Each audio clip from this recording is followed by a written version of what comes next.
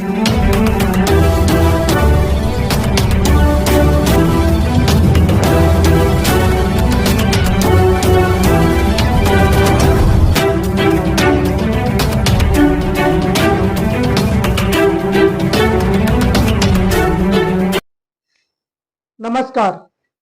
PCR news में मैं रोहित चौहान आपका हार्दिक स्वागत करता हूं।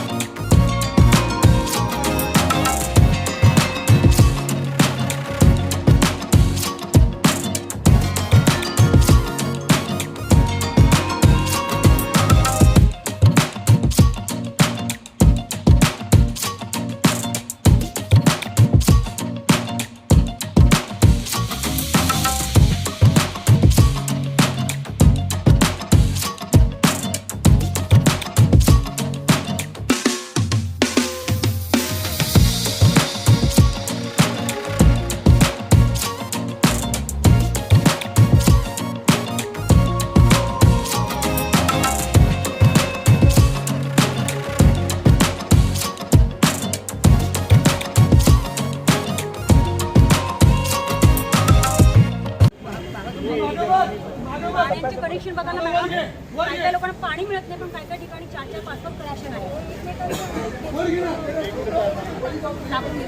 आणि सर मॅडम मी एकदा लाईट कट केली आहे, पुन्हा तिथे लाईटी चालू आहेत, म्हणजे दुसऱ्या लाईटी तर तिघा ठिकाणी मला फोन करून लावायला लागतो। नमस्कार, मी प्रभाग अधिकारी सलोनी न्यूकर बोलतेय। ऍक्च्युली आता सभापती मॅडम वगैरे PhDचे आपण सभापती मॅडम उपस्थित आहेत, नगरसेवक उपस्थित आहेत।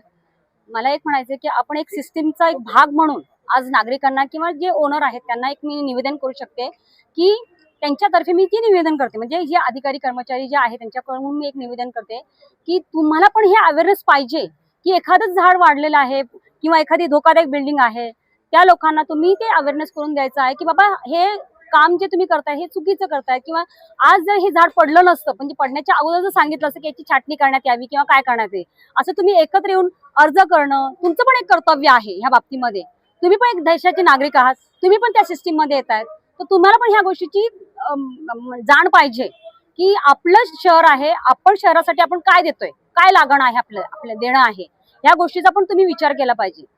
त्या अनुषंगाने तरी ऍटलीस्ट सगळी जनतानी किंवा माझे जे पॅनल मधले जे लोक आहेत 2,53,00,000 जे लोक आहेत, 2,53,000 जे लोक आहेत, त्यांनी एकत्र येऊन किंवा त्यांच्या काय अडचणी आहेत किंवा त्यांनी काही गोष्टी करायच्या आहेत त्या पण तुम्ही एकत्र येऊन जर केलं तर आज आपलं जे शहर आहे ते सुंदर आणि छान करण्यासाठी आपण प्रयत्नशील असलं पाहिजे।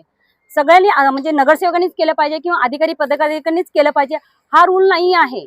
तुम्ही पण सिस्टमचा भाग आहे, तुम्हीही त्या गोष्टी फॉलो केल्या पाहिजे। तुम्ही देखील कचरा टाकताना ओला कचरा सुका कचरा हा तुम्ही केला पाहिजे, पण तुम्ही पुन्हा इकडे तिकडे टाकून देतात, बाटल्या टाकून देतात, त्याच्याने जे चोकअप झालेले आहेत ज्याच्यामुळे पाणी अडलं जातं किंवा पाणी तुंबलं जातं, हे पण तुम्ही करू नका।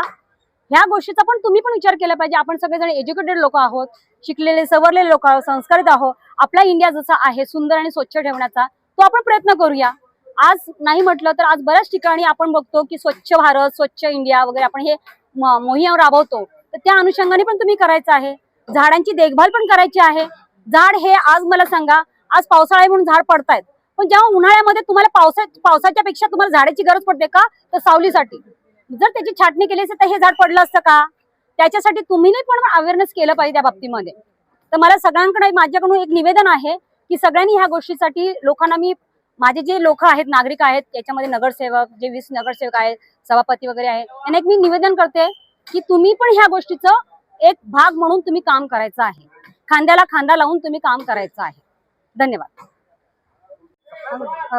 नमस्कार, मी प्रभाग समिती 3च्या आताच न्यू सभापती चेअरमन म्हणून माझे नियुक्ती झालेली आहे.